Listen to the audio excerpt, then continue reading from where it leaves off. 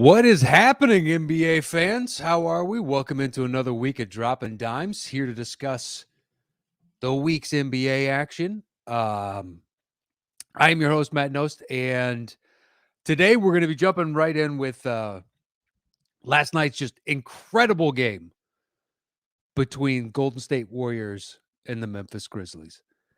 I was watching that game and simultaneously the Bulls game, and in the third quarter, the Bulls just blew the doors off.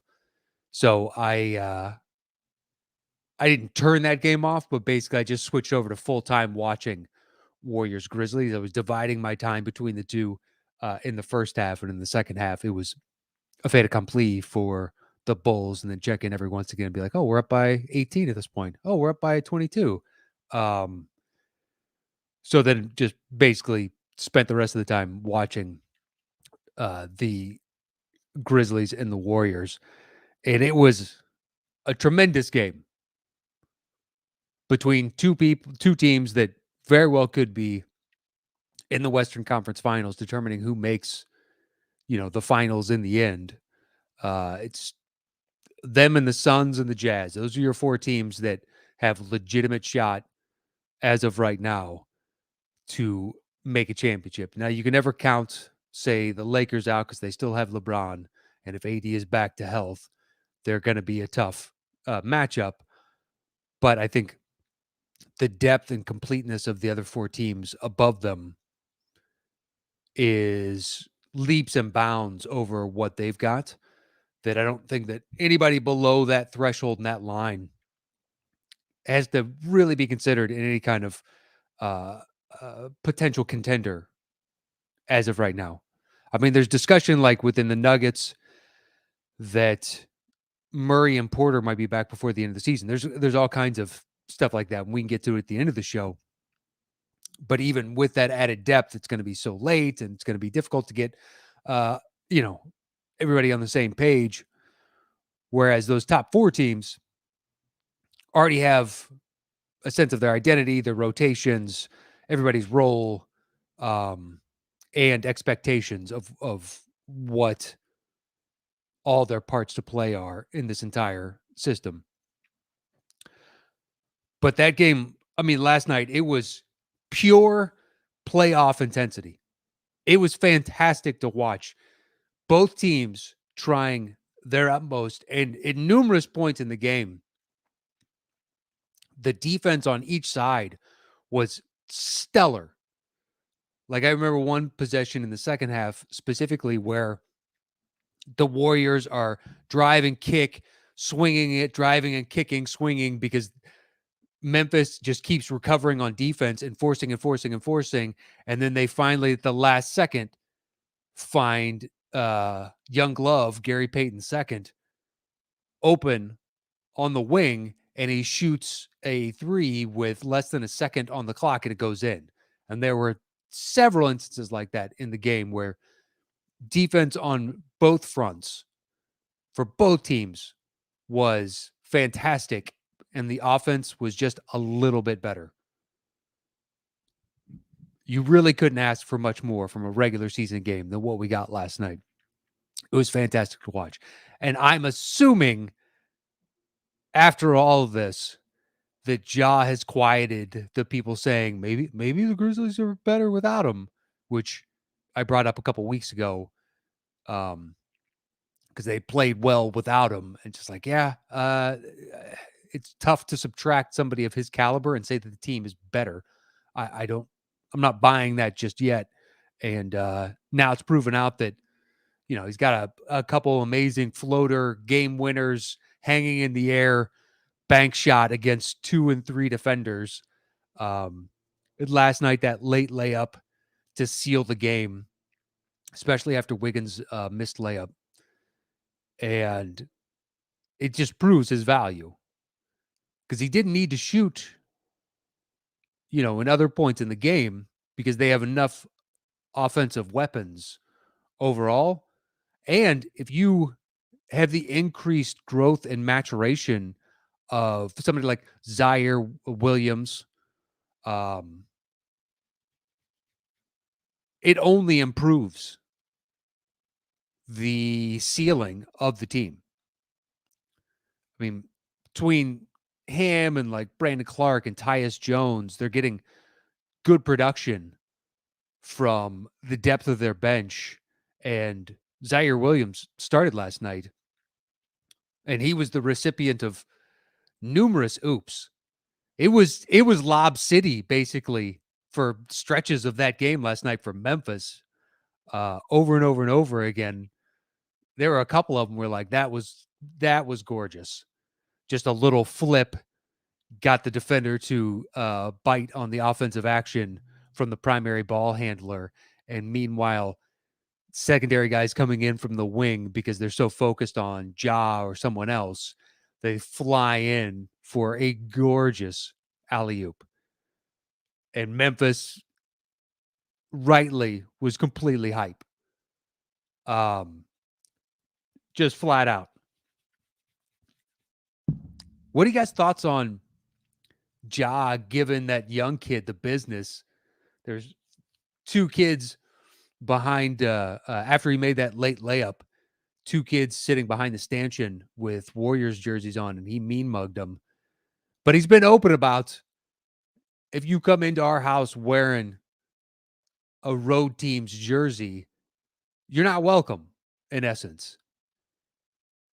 Now, thankfully, it hasn't gotten to like a malicious place. It's still in the air of, we're all sports fans, and this is a sports rivalry and nothing more. You don't want it to bleed over into any kind of real animosity, or violence, which, living in Los Angeles, has happened at Dodger games between Dodger fans and like Giants fans, which is ridiculous. You're fighting over laundry, in essence. That's all it is.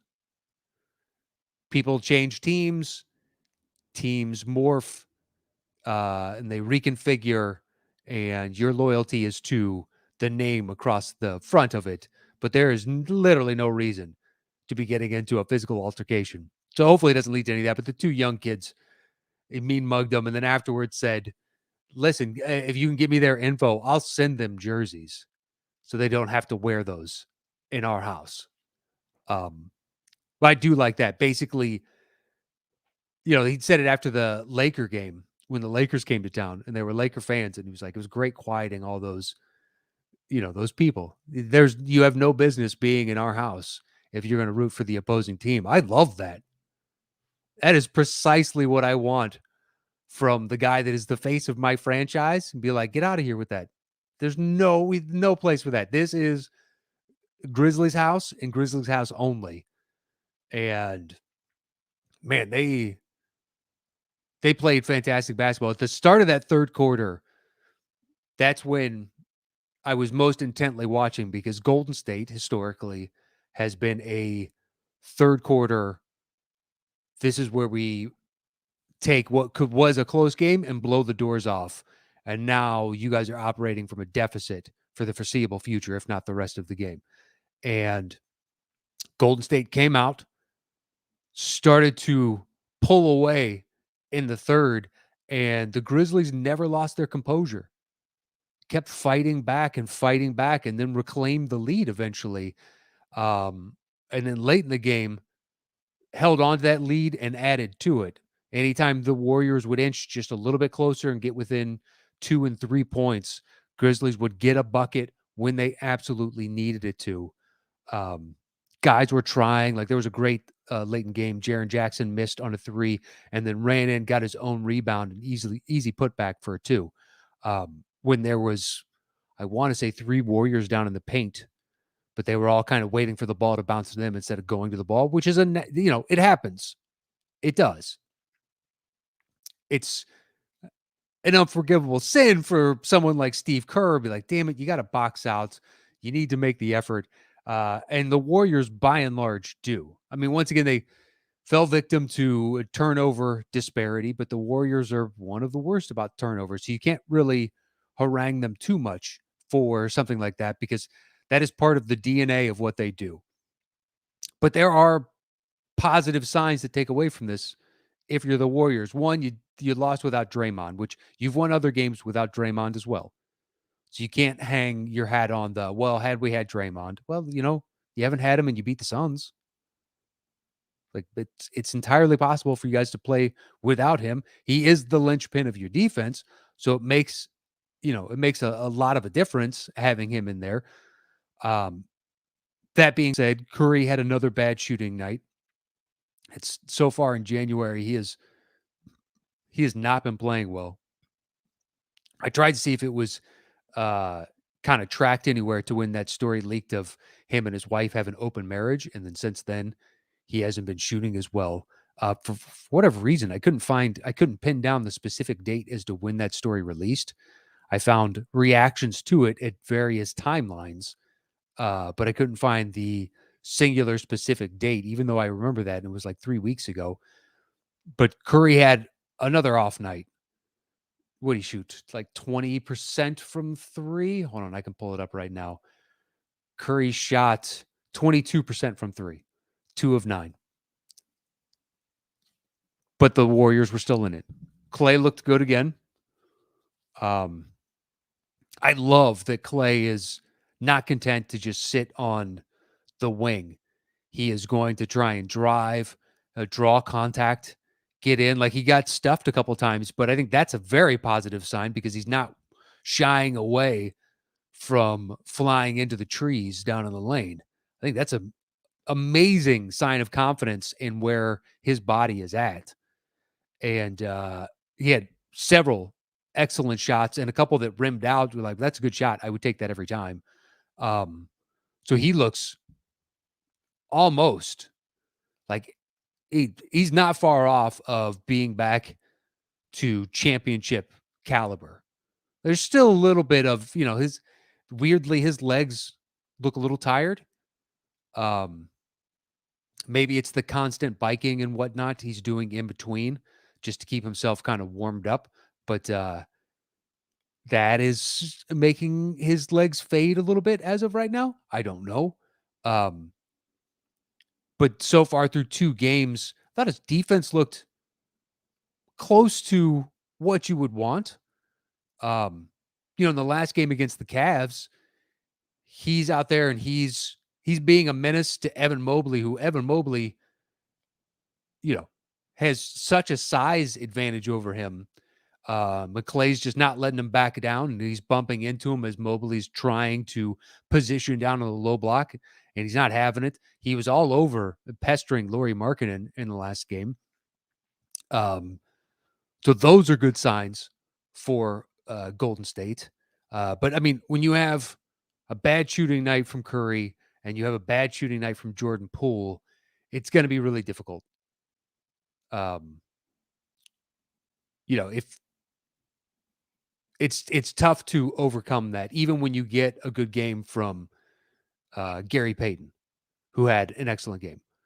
It's not going to be enough to overcome when your primary shoots 30 something percent from the field and 22% from three, and it's taking volume shots, 9 shots from three, and you're only hitting 2 of those.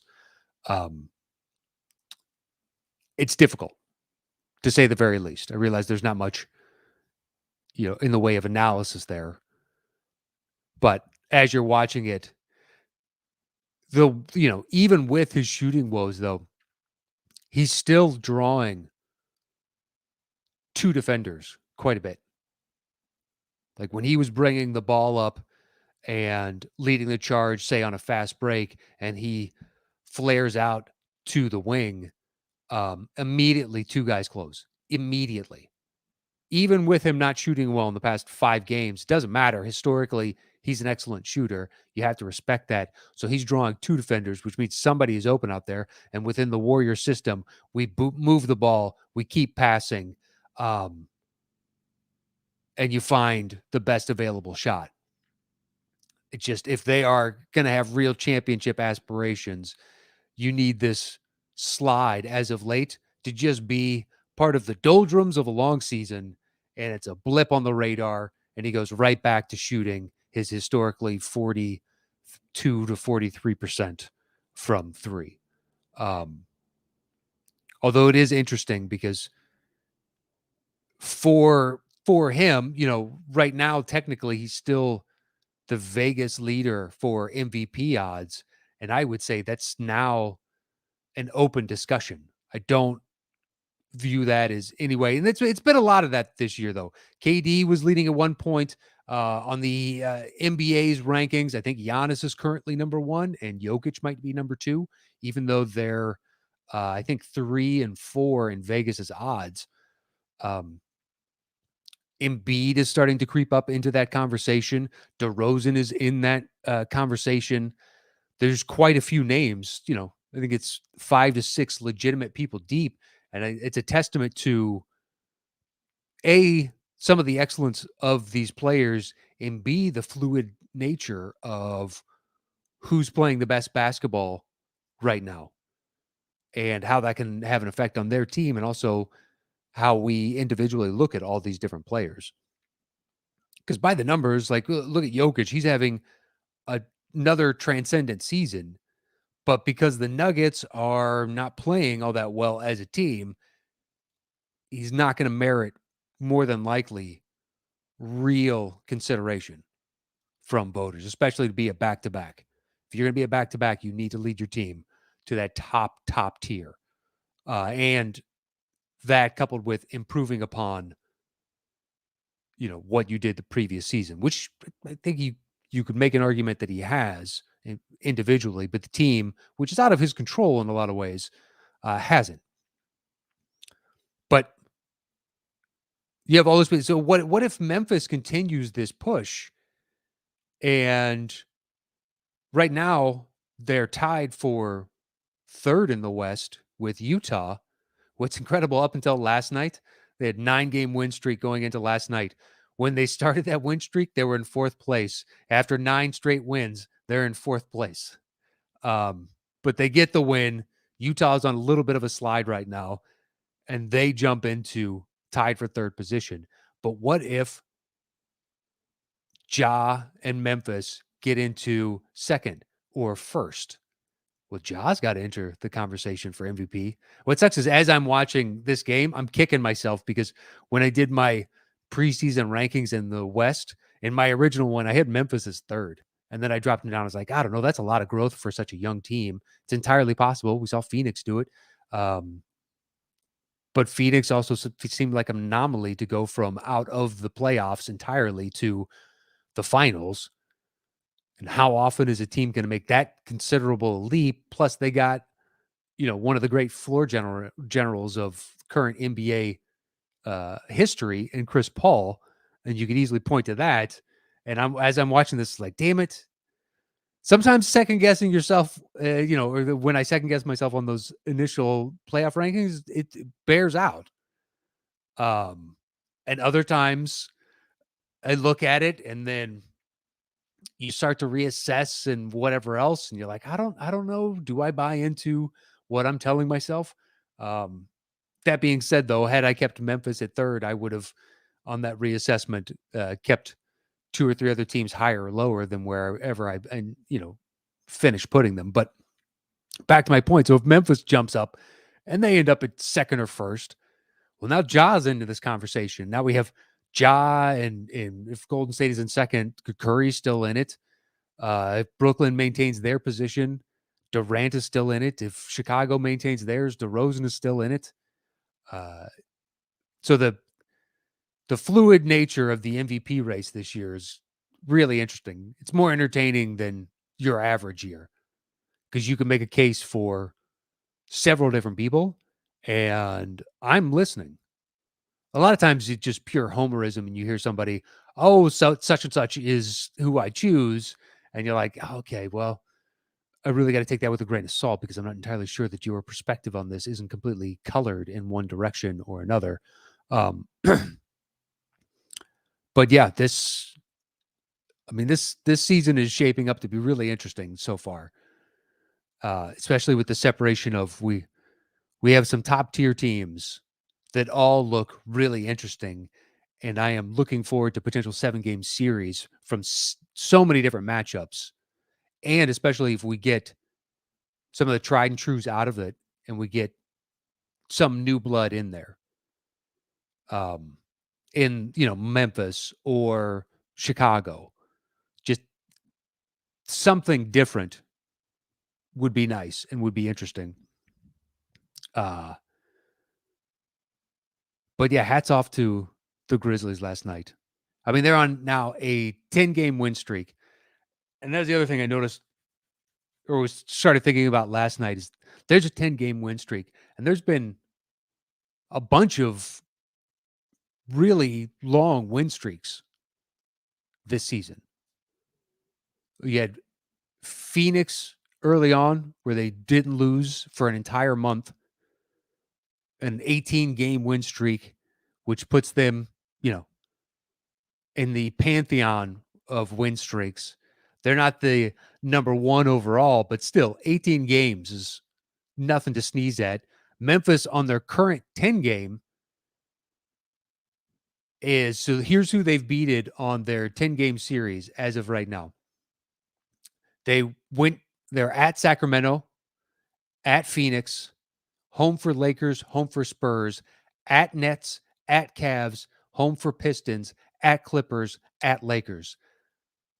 That's about as legitimate as a win streak as you could possibly have. And then you have home for Warriors last night on top of all of that.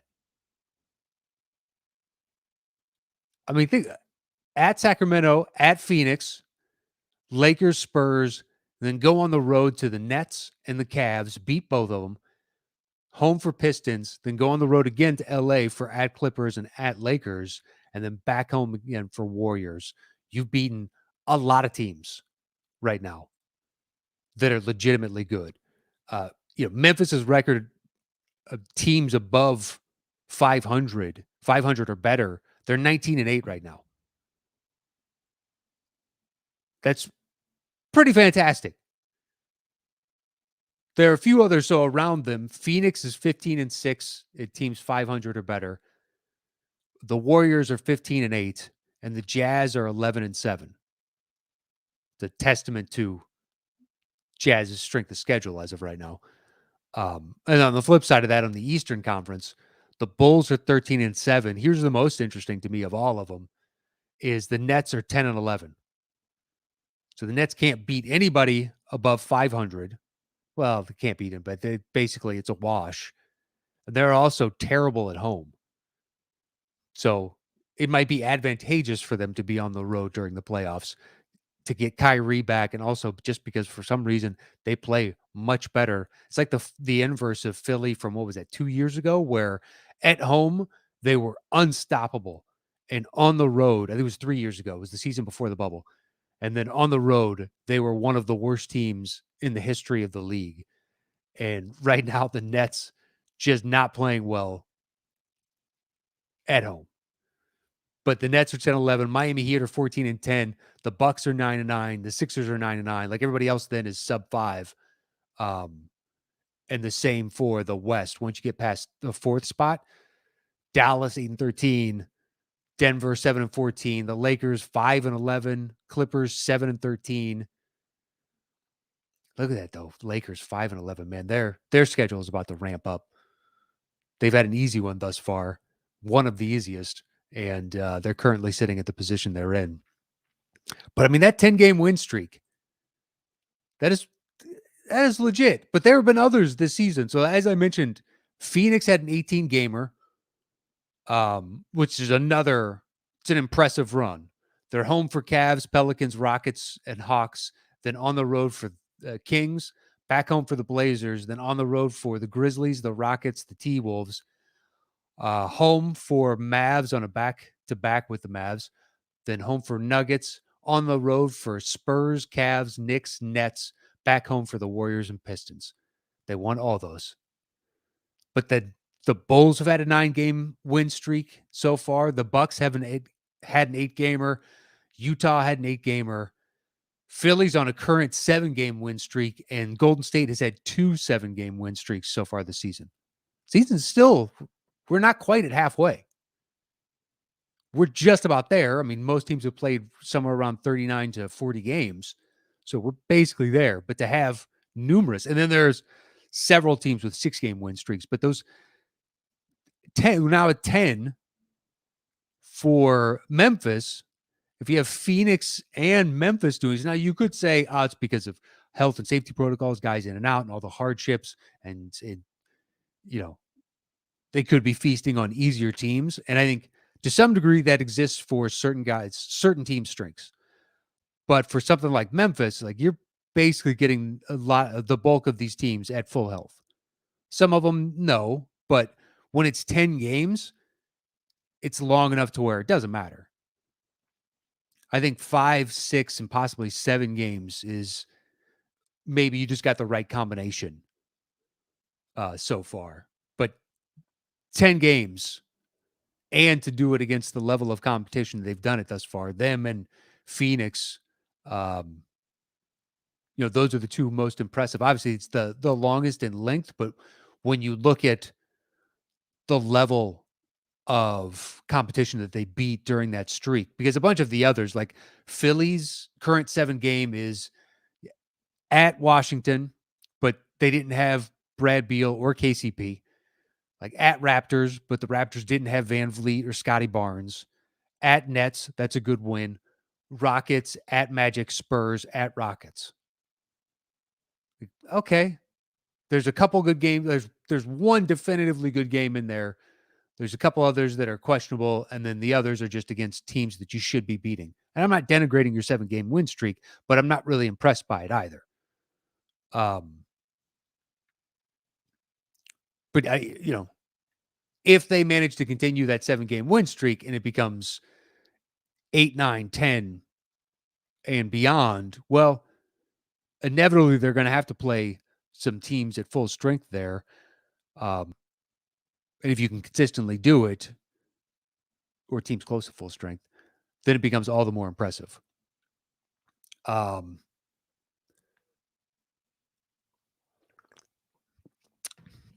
All right, so moving on, there's been a bunch of news over the past 24 to 48 hours about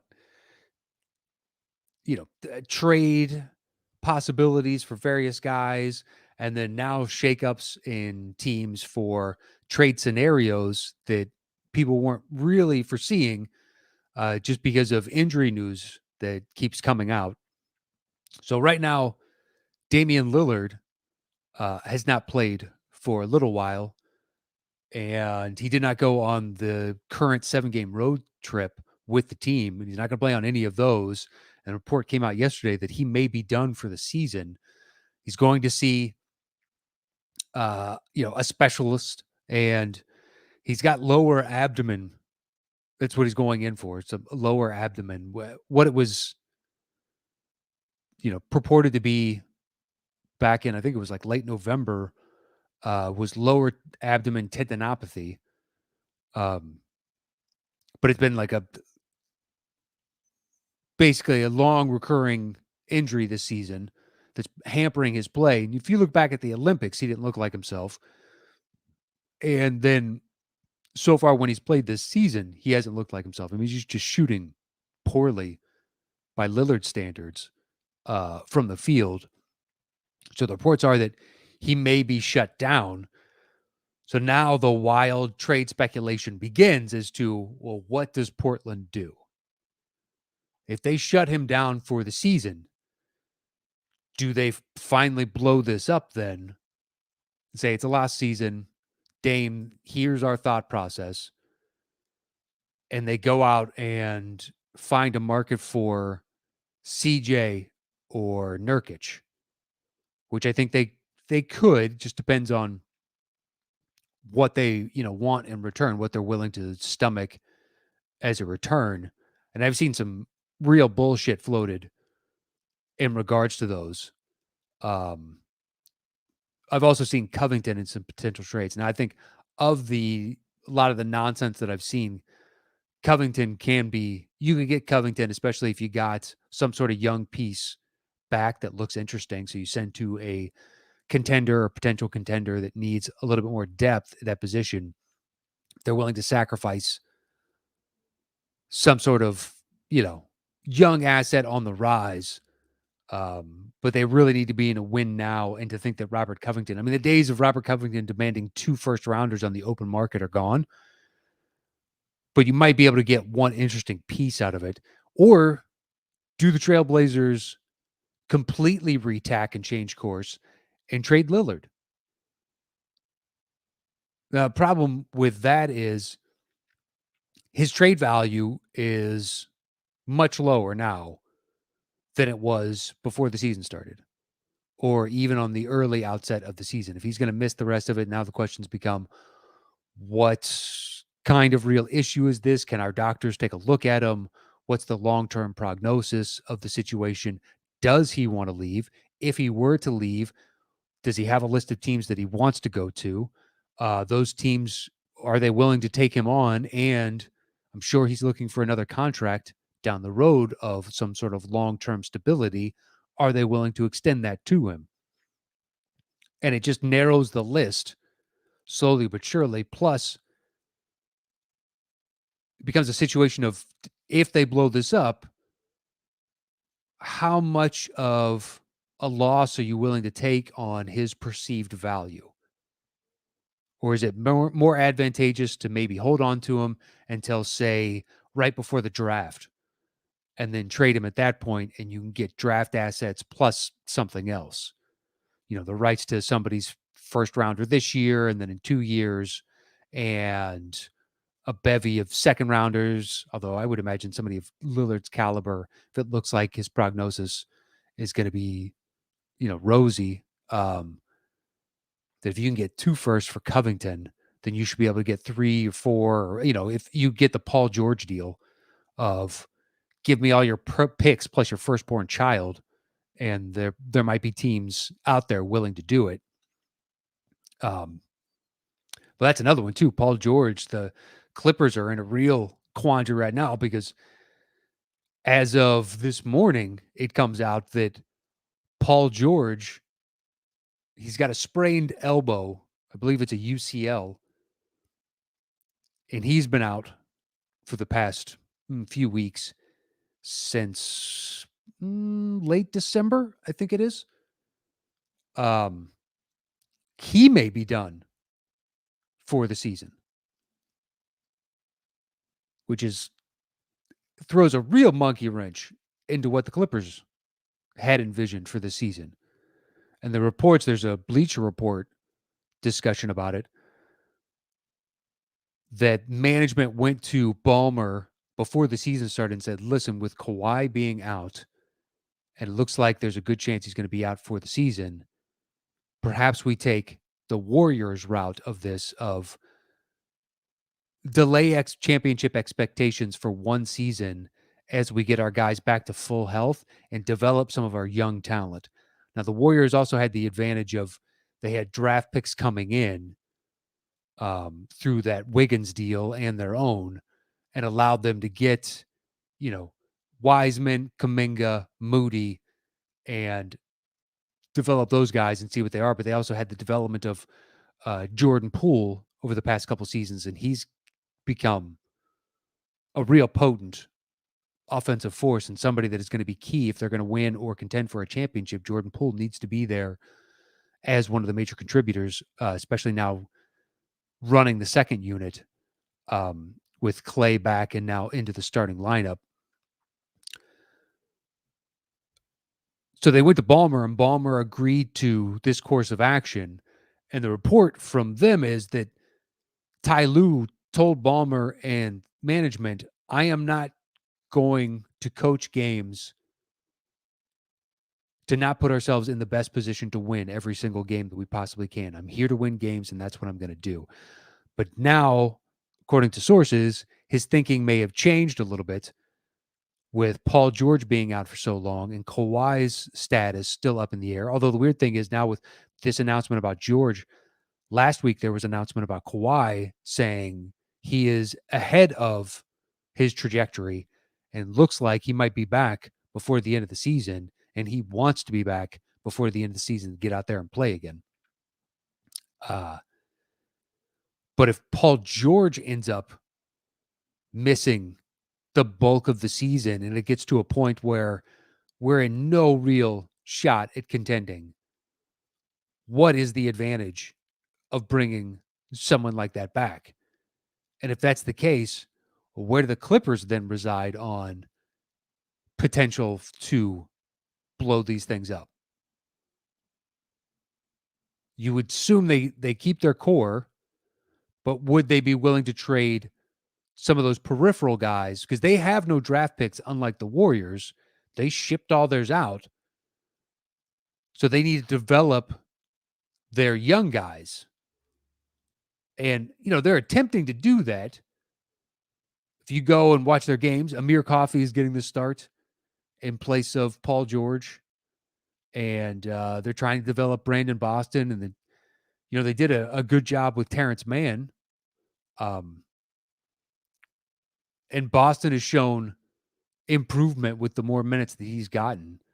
And his shooting percentages have gone up. It looks like his confidence has gone up as well. But, what do they do around the margins? I see if there's a suitor for Marcus Morris, possibly.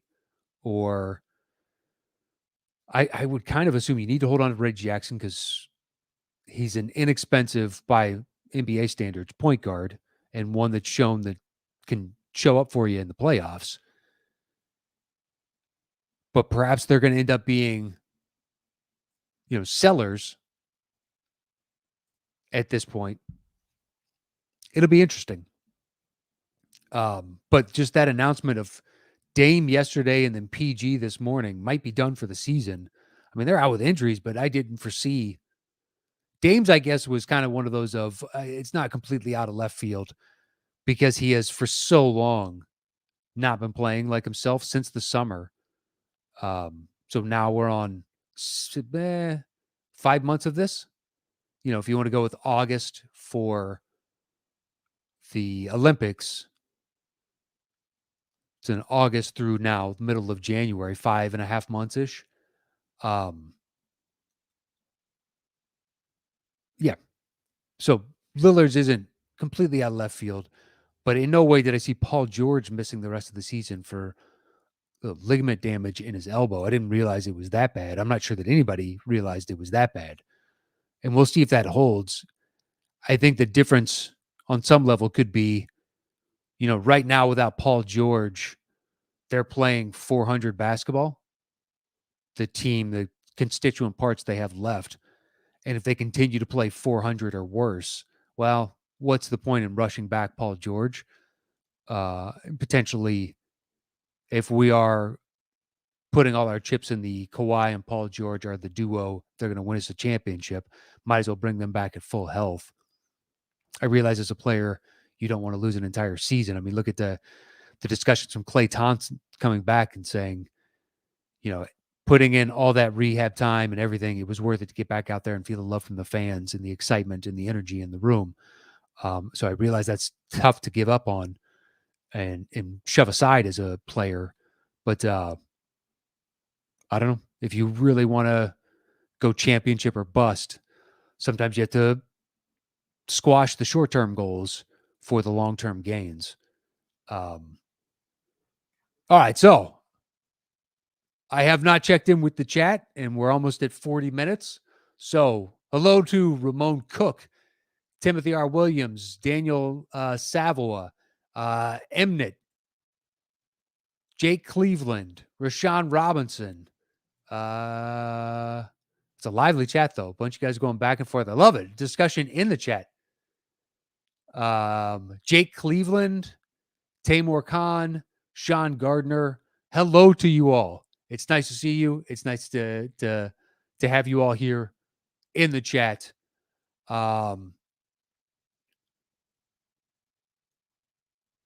So, all right. So I just scrolled down to the bottom of the chat. And I'm just going to start up here. Rashawn Robinson said, Knost told you on the Nets, Bulls should smack the Nets tonight. We shall see. We shall see. Let's not get ahead of ourselves just yet. The Nets are still an excellent team. And, one thing you have to take into account tonight is they're on the road in Chicago, and the Nets are almost an entirely different team on the road than they are at home. If this was in Brooklyn, I would be more apt to co-sign that sentiment. But because it's on the road, I'm not buying it. There's an interesting article out in the New York Daily News about what the Nets could do as far as Kyrie playing at home. And they can just pay a fine to the city if they want to have Kyrie play. And it's, hold on, I have that tab open, I think, still. So the first time they do it, all they do is get a warning. The second offense, it's $1,000. Third offense, it's $2,000. Fourth offense, it's $5,000. And then it's $5,000 in perpetuity. And there are no escalating beyond that. So why wouldn't you just pay that if you're Joseph Tsai? And that's what they bring up in that article. But that's the first thing when I saw that, oh, it's only $5,000. Why not have Kyrie pay it? He's losing $400,000 a game. Just, I'll pay it. Just take it out of my check. I'm sure that there's some sort of rule that says you can't do that. But if they had some sort of, hey, Joseph Tsai, you got to pay it. And then Kyrie on the side is like, I'll just pay you back. That's fine. I don't mind losing at this point. It'd be like $100,000 worst case scenario, maybe 120 to play the rest of the season. That's fine. I'm willing to do it.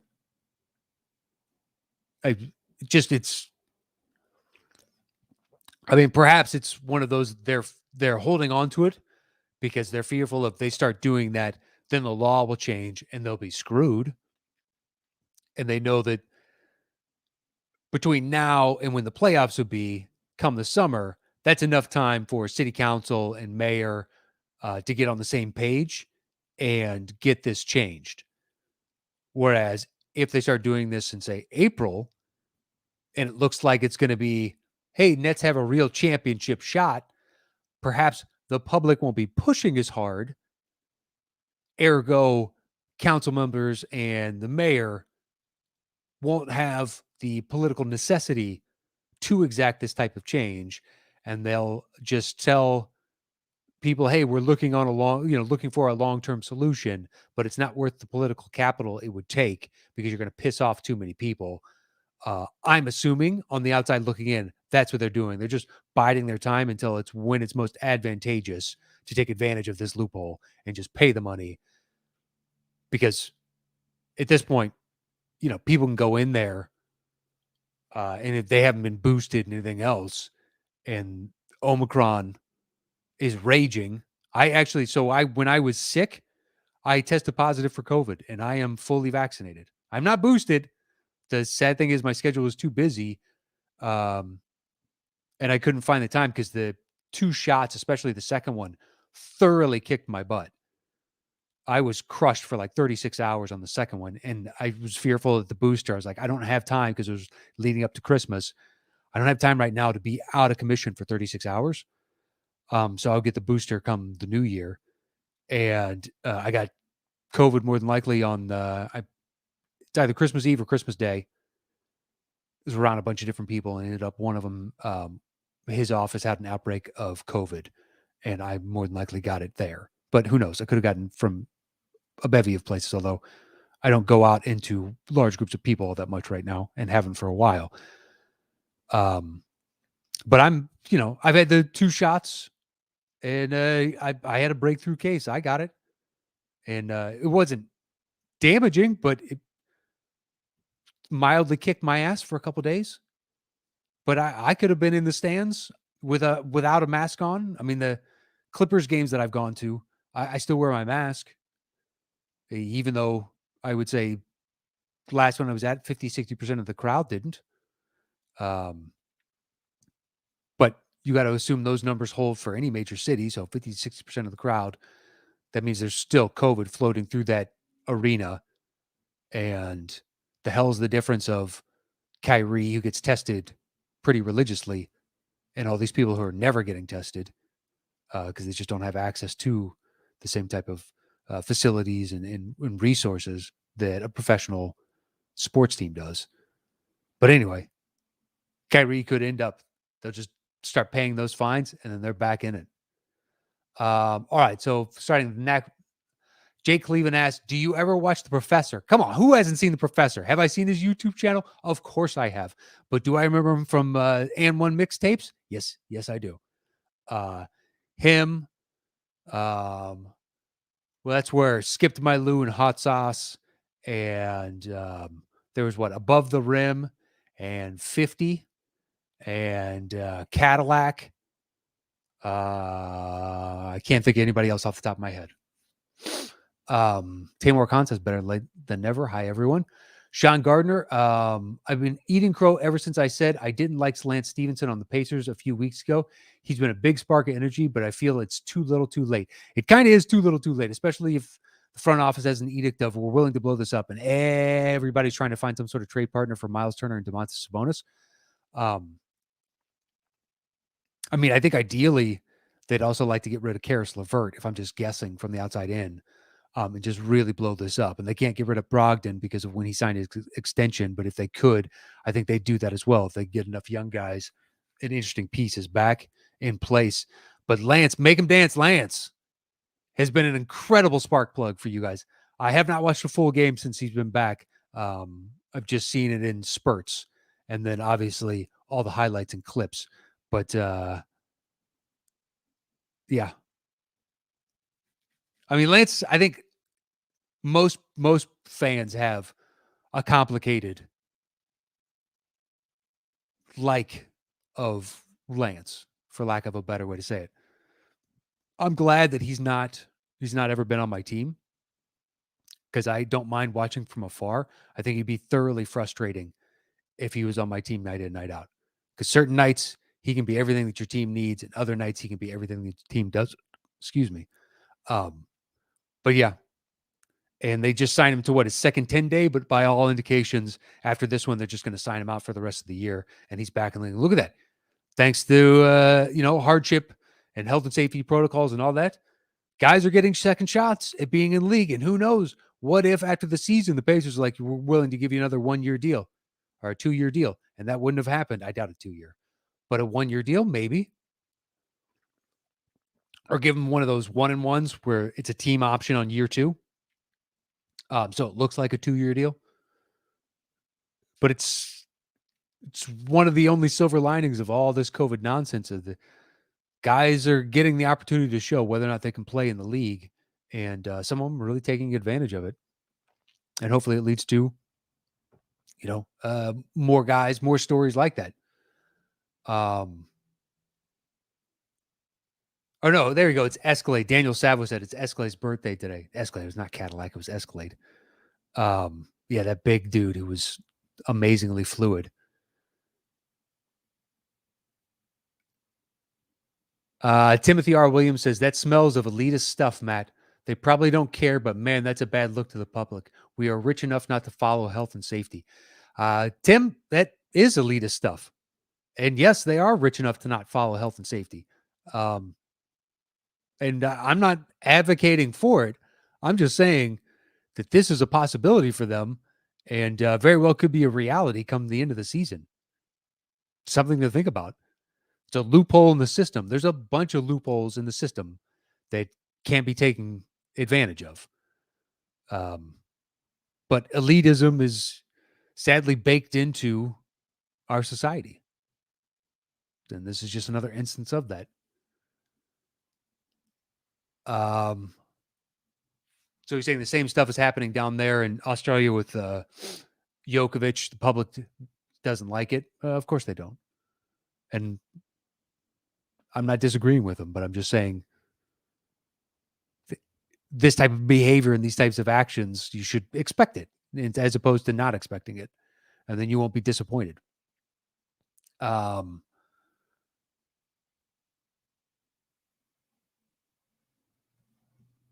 Do It for Cash asks, what do you think of Hansel Emmanuel, the kid with one arm? I don't know who that is. Hansel Emmanuel?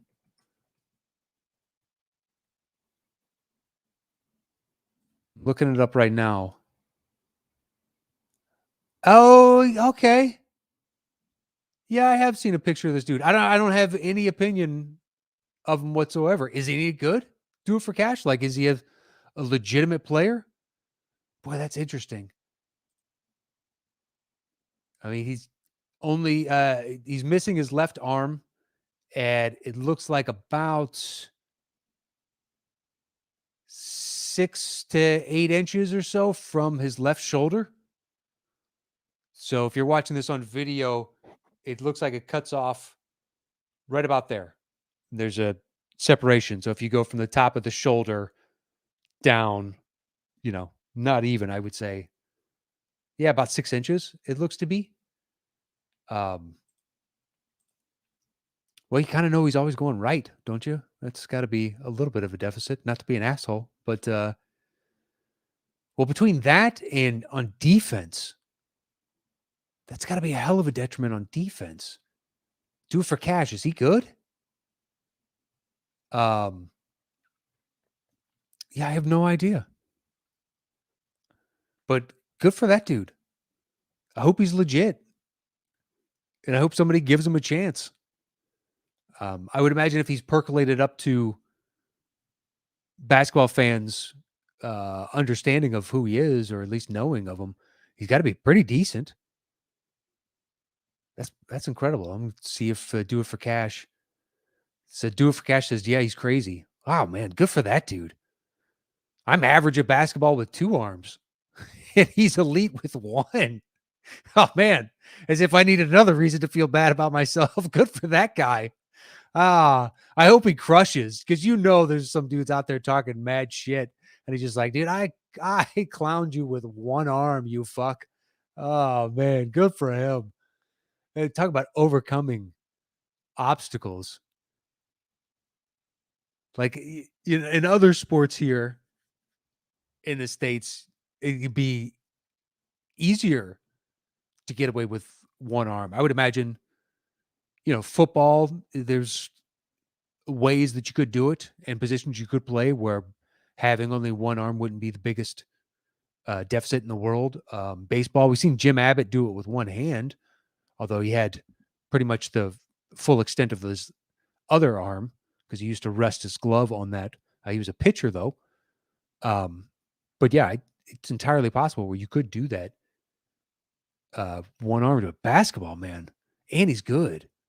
Well, I'm going to have to go up and look at this dude's mixtapes.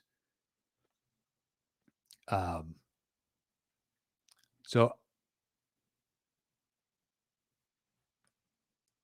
all right. Well, I think that's it for today. I think we're good to go. We bounced around. We talked about all kinds of different stuff. And guys, I think we got our first troll, our first bot in the chat. It's looks like Cyrillic lettering, the Russian in nature, and it's an abbreviated URL of some kind. I don't know. It's .ong at the end. I don't know if that is or is not. I have no idea. But, we're moving up in the world. We got our first bot in the chat. Never happened before. So there we go. But thank you to everybody that joined today. Another lively chat. And my favorite part of it is there was inner chat discussion. That's my favorite thing to see, is you guys having a chat amongst yourselves in regards to either something I've brought up or something, just a discussion in and of itself, but a lively, healthy community springing up. And I love to see it. And somebody new that wasn't in the chat previously. Is that Ure Mugerly? But there we go. That is it for Dropping Dimes this week. You can follow me anywhere at Matt Knost. Thank you to everybody that joined me. I will see you guys next week with another edition. And until then, stay safe out there. Adios. If I can find the video for the outro. Here it is.